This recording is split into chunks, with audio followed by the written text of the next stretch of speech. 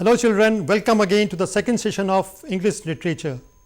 बच्चों, इससे पहले कि हम अपना पार्ट स्टार्ट करें, let's do an activity Anandam. Lockdown के दौरान हम लोग अपने स्कूलों में माइंडफुल एक्टिविटी करते थे, चूँकि आप लोग घरों में हैं. So let's do something. बच्चों, आप सभी लोग अपने टीवी के सामने आ चुके होंगे. So what you do is, अपना ध्यान लगाने के लिए 1 मिनट के लिए अपनी आंखें बंद करेंगे और अपनी आती जाती हुई सांसों पे ध्यान देंगे. ये क्यों ज़रूरी है? क्योंकि ये आपको कंसंट्रेट करेगा, आपकी पढ़ाई के प्रति, आप जो भी आप काम कर रहे हैं उसके लिए कंसंट्रेट करेगा. सो टू स्टार्ट विद, आप लोग अपनी आंखें बंद करेंगे. स्टार्ट. ठीक, अपनी आती जाती हुई सांसों पे ध्यान देंगे. और क्यों ज़रूरी है? क्योंकि आपका जो पढ़ाई में मन नहीं लगता है, आप आसपास जो है वो पढ़ते तो हैं लेकिन मन आपका कहीं और है. इस चीज़ को कंट्रोल करने के लिए आपको क्या है, तो आप कर रहे होंगे. बच्चों, शांति से देखिए कि आपको क्या आवाज़ सुनाई दे रही है. बाहर से चिड़िया की आवाज़ सुनाई दे रही होगी, गाड़ी चलने की आवाज़ सुनाई दे रही होगी, आपकी मम्मी पापा की आवाज़ सुनाई दे रही होगी. आपको शांत रहना है, चुप रहना है. ठीक, कुछ टाइम तक आप इसी प्रकार रहेंगे. चलिए बच्चों, आपने कर लिया होगा. ये एक्टिविटी आपको रोज़ दोहरानी है. इससे क्या होगा कि आपका मन पढ़ाई में लगा रहेगा. So to start with, there is a poem. The poem name is the squirrel. इसके स्टार्ट करने से पहले I had given you some homework. और होमवर्क मैंने क्या दिया था? लास्ट टाइम हम लोगों ने किया था 3 क्वेश्चंस. और मैंने कहा था आपको कि 3 प्रश्न के जो डिफ़िकल्ट वर्ड्स हैं उनको आपने देखना है और फिर आपको उनके डिफ़िकल्ट वर्ड्स की मीनिंग उनको डिक्शनरी में ढूंढने हैं और अपने कंसर्न टीचर्स को दिखाने हैं. आपने शायद ये कर लिया होगा. Now this is the first poem of honeycomb and the poem name is squirrel. Now this is a very short poem. बहुत छोटी कविता है, only of 6 lines. And this is written by Mildred Bowers Armstrong. बच्चों, गिलहरी आपने सबने देखी है. कैसी होती है? चंचल होती है. ये अपना जीवन कैसे क्या करती है? ये it's a very playful animal. और रोडेंट है ये. रोडेंट क्या होता है? जो दाने खाते हैं. तो let's start the poem. You may have seen a squirrel sitting on the ground eating a nut. What did it look like? Here is a poet's description of just such a squirrel. Squirrel का चित्रण किया गया है किसके द्वारा? M.B. Armstrong के द्वारा. Now basically this poem is very lovely one. Now जो स्क्वायरल है बड़ी छोटी है और कैसे है, ये प्लेफुल है, लवली है, ब्यूटिफुल एनिमल्स है. And it is only of 6 lines. So I will read the poem. First आप लोग मेरे साथ पढ़ेंगे. पोएम कैसे है? He wore a question mark for tail, an overcoat of grey. He sat up straight to eat a nut. He liked to tease and play. And if we ran around his tree, he went the other way. तो इस प्रकार से ये छोटी poem है. Now I'll explain this poem. He wore a question mark for tail. अगर आप गिलहरी को देखें, आप सामने चित्र भी देखिए, यदि आप देखेंगे इस चित्र में आप क्या देखते हैं? जो उसकी टेल है, जो पूंछ है उसकी, किसकी? गिलहरी की. वो कैसी है? It's a question mark. जैसे क्वेश्चन मार्क होता है. Now question mark you must be knowing. The question mark is in English it is like this. Now question mark हम कब यूज करते हैं? क्वेश्चन मार्क हम तब यूज करते हैं when there is a introductive questions. प्रश्नवाचक क्वेश्चन है. जैसे what is your name, where do you live, how are you. ये सब क्वेश्चंस हैं.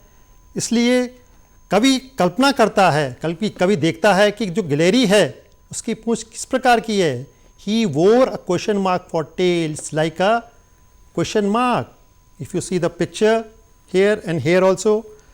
And second thing is he an overcoat of grey. Overcoat कहते हैं जो उसका जो कोट होता है, कोट के ऊपर हम एक और कपड़ा पहनते हैं, कोट पहनते हैं, that is overcoat. It's is made of. So basically यहाँ पर कोट नहीं है, जो फर पहना हुआ है उसने वो that is of grey colour. Grey colour कौन सा होता है? स्लेटी कलर का होता है. So this is the body of the squirrel he sat up straight to eat a nut. अब वो जो स्क्वायरल अगर आप देखेंगे वैसे तो बहुत चंचल होती है स्क्वायरल, भागती रहती है, यहाँ से वहाँ दौड़ती रहती है, लेकिन यहाँ पर जब वो खाने की बारी आती है शांत है, चुप है, straight, he sat up straight to eat a nut. Nut खाती है, ये अखरोट खाती है, मूंगफली खाती है, इसीलिए इसको कैसा वो है, it is a herbivore. Now you must be knowing carnivore, herbivore and omnivore. Herbivore क्या होता है? शाकाहारी। कार्निवोर क्या होता है? मांसाहारी। ओमनीवोर क्या होता है? सर्वाहारी। तो ये सिर्फ नट्स ही खाती है, जंगल में जितने भी बीज गिरे होते हैं ये सब खाती है। सो लेकिन जब खाती है तो बड़े तन मन धन से मतलब करती है वो। He like to tease and play. Second क्या कर रहा है? Now he who is here, it is a squirrel. He like to tease and play. Tease means TEASE। Tease का मतलब होता है चिढ़ाना। किसको चिढ़ा रही है वो? हम आगे की लाइन में पढ़ेंगे। He like to tease and play. खेलना चाहती है वो, भागना चाहती है, भाग इधर से उधर भागती रहती है। And if we ran around his tree, who are we here? We are the children. Poet शायद जब पोइट देखता है अपने आसपास के बच्चों को देखता है, बच्चे उसके गिलहरी के पीछे भागते हैं, भागना चाहते हैं। So if we ran around his tree, now why his tree? क्योंकि अभी उसका पेड़ है ये, क्योंकि वो पेड़ में उसने अपना घोंसला ही बना रखा है, पेड़ में वो रहता है, वो पेड़ में उसने अपना खाना स्टोर करके रखा हुआ है, तो ये उसका पेड़ है। वो तो हम लोग हैं क्या करते हैं, ज़बरदस्ती उन एनिमल्स के उनको डिस्टर्ब करते हैं। So if he ran around his tree he went the other way. क्या करता है वो? भाग जाता है। पोइट और उसके साथी जो हैं जब उसको पकड़ने की कोशिश करते हैं या बच्चे उसको छेड़ने की कोशिश करते हैं, he runs away, he ran the other way. So in this way the poem is about the squirrel. Now see here, prose में और पोइट्री में क्या डिफरेंस होता है? पोइट्री में होता है तुकबंदी। जैसे आपने देखा हो जितने भी हमारे गाने बने हुए हैं वो सब तुकबंदी के होते हैं। जैसे अगर हमें कहा मैं तो खा रहा था, मैं तो जा रहा था, इसी प्रकार से इस पोएम में भी कुछ तुकबंदी है। नाउ द राइमिंग स्कीम जिसे कहते हैं हम, अगर आप देखेंगे the last letter of the first line that is tell, I am writing this words tell,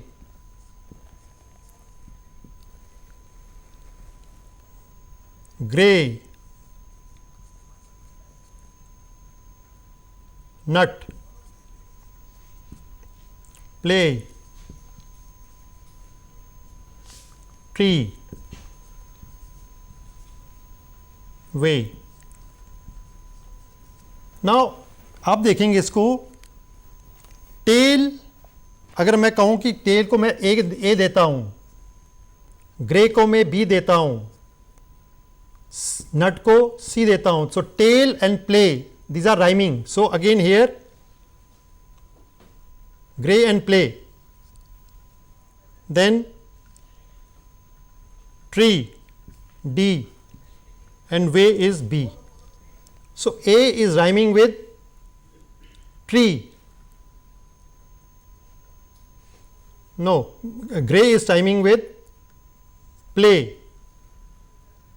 In the same way it is rhyming with B. सो ये राइमिंग वर्ड्स होते हैं किसके? जो एक कविता को करते हैं। तो so the rhyming words here are grey, way and play. So in this way the our poem is here. Now I will write the key points to this poem.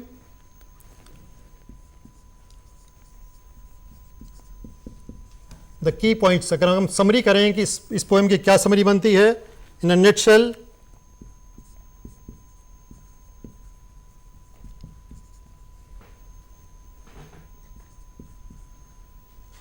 a squirrel is described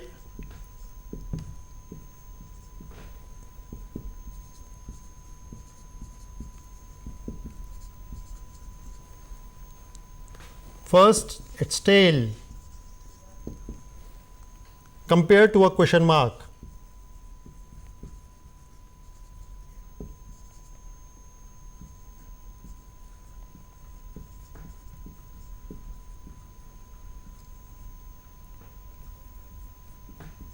Second point, body compared to an overcoat. Body compared to an overcoat. And third point, posture. What is the posture of this squirrel?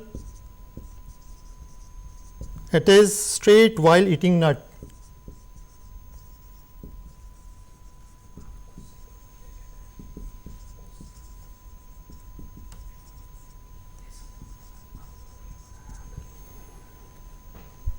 So these are the points, these are the gist of the poem. Now, so in this way our poem ends.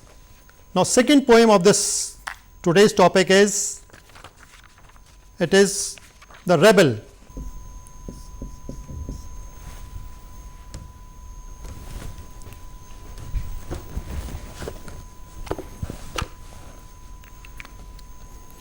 Now see here, children, this is the next poem of English, and this is it is The Rebel. This poem is written by D.J. Enright.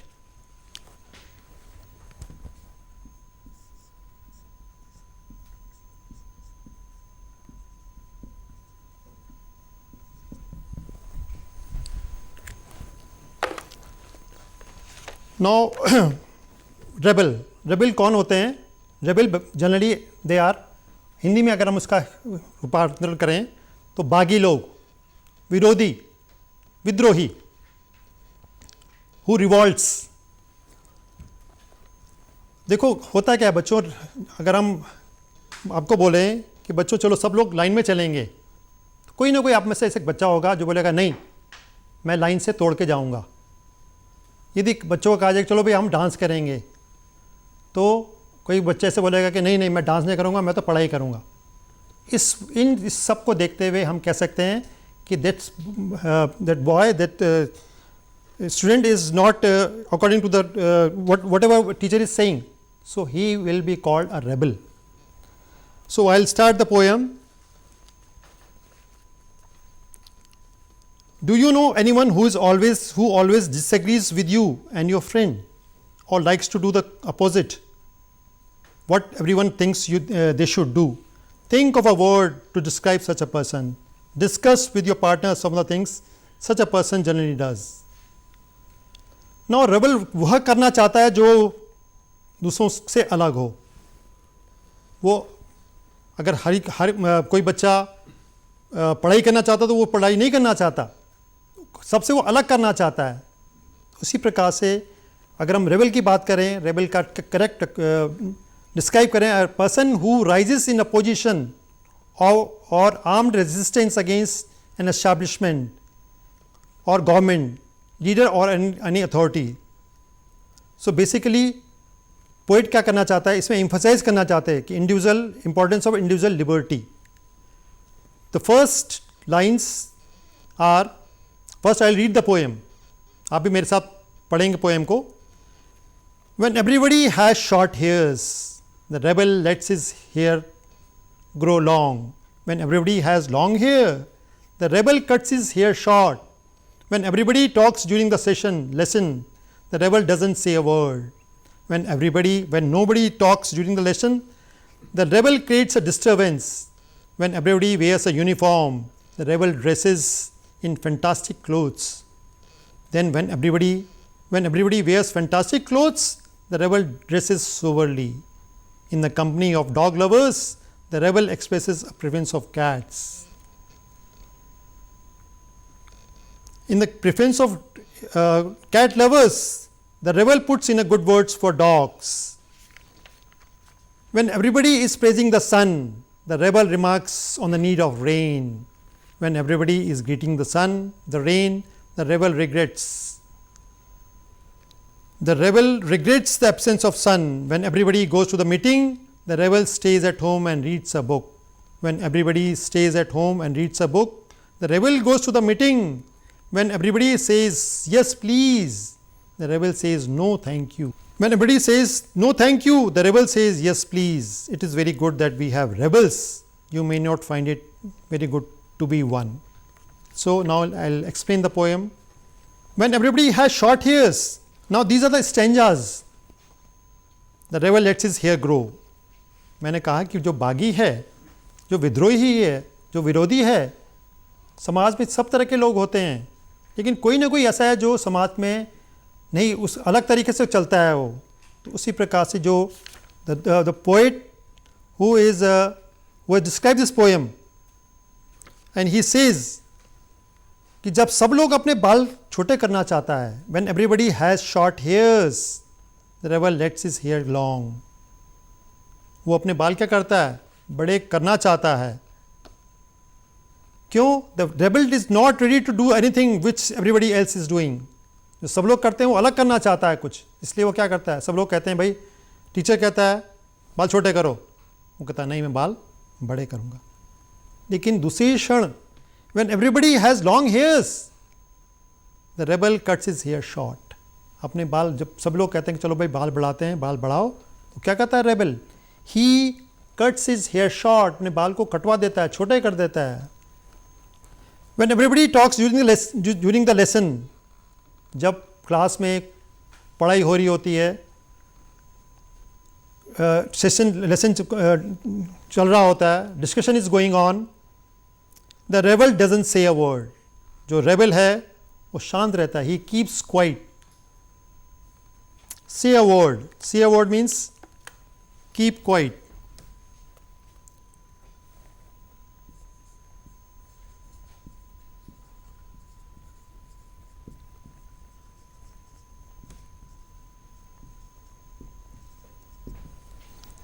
The rebel doesn't say a word when nobody talks during lesson. लेकिन उसी के opposite class के दौरान, किसी discussion के दौरान सब लोग शांत हैं, चुप हैं. The rebel creates a disturbance. Rebel क्या करता है, डिस्टर्ब कर देता है, अशांति फैला देता है, अशांति उत्पन्न कर देता है. When everybody wears a uniform, it is uniform वर्दी.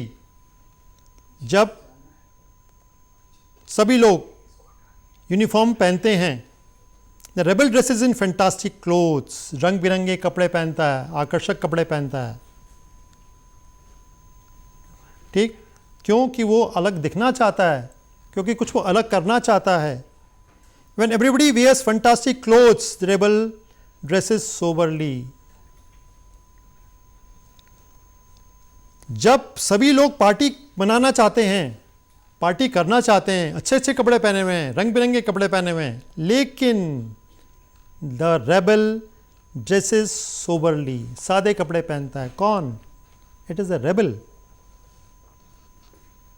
In the company of dog lovers, देखते हैं कि जो डॉग्स हैं, सब लोग बात कर रहे हैं कि भाई डॉग, कुत्ते अच्छे होते हैं, पालतू होते हैं, वफादार होते हैं.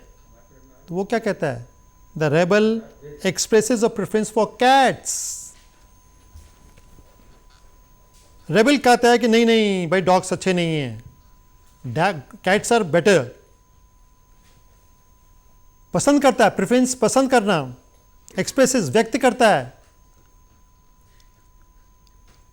नो ही और शी, रेबल जरूरी नहीं है कि ही हो, रेबल शी भी हो सकती है.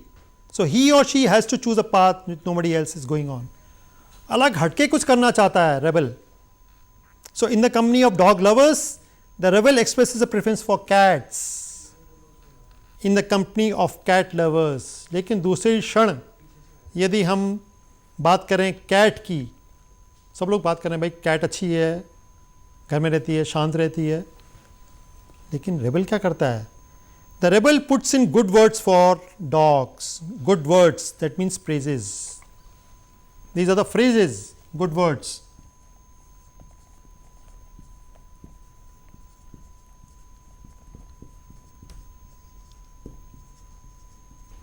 So he praises. In the company of cat lovers, the rebel puts in good words for dogs. प्रशंसा करता है, praise करता है. When everybody is praising the sun, the rebel remarks on the need of rain. सभी लोग कह रहे हैं कि भाई बड़ा अच्छा दिन है, सूरज निकल गया है, प्रेजिंग प्रशंसा करता है, सभी लोग प्रशंसा कर रहे हैं क्योंकि सर्दी हो रही है, सन चाहिए उनको, वार्म चाहिए, they want hot weather. But what the rebel says, rebel क्या रिमार्क करता है? The rebel remarks on the need of rain. नहीं नहीं नहीं भाई, ये अच्छा नहीं है. इस टाइम पर क्या होना चाहिए? बारिश होनी चाहिए. रिमार्क्स, टिप्पणी. Rain, he wants cold weather. When everybody is greeting the rain, the rebel regrets the absence of sun. दूसरे ही क्षण सभी लोग यदि बात करते हैं रेन की, रेन का स्वागत करते हैं कि बड़ी अच्छी है रेन, खेती के लिए अच्छी है, गर्मी ज़्यादा हो रही है. द रेबल रिग्रेट्स, खेद व्यक्त करता है on the absence of rain, कि नहीं नहीं इस टाइम पर सूरज नहीं आना चाहिए था. So the rebel tries to be different from others.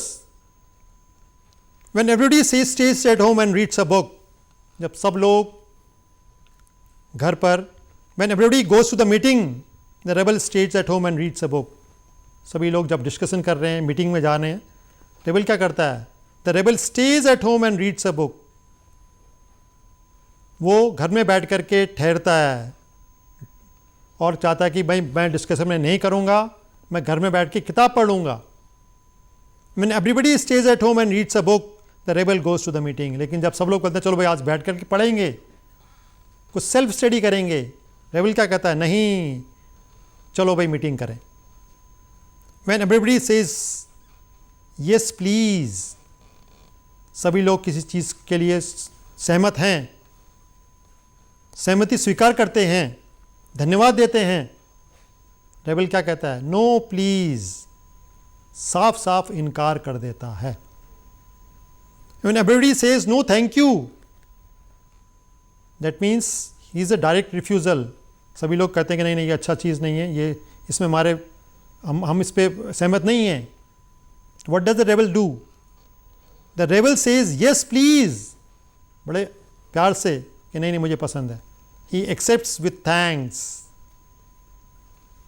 और अंत में, अंत की लाइन में पढ़ रहा हूँ, it is very good that we have rebels, you may not find it very good to be one.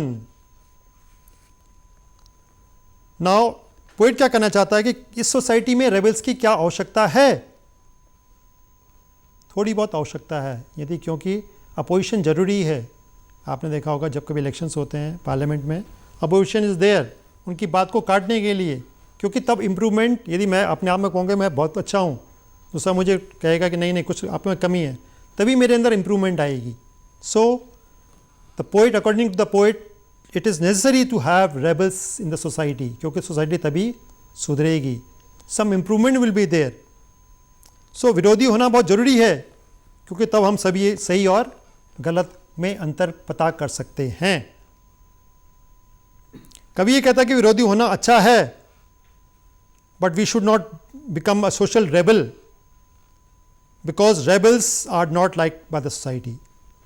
So in this way, now I am giving you some assignment. Now what you do is opposites.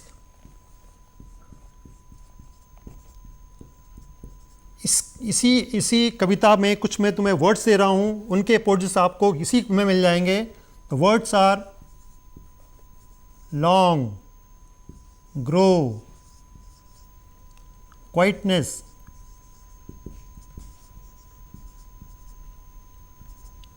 Sober,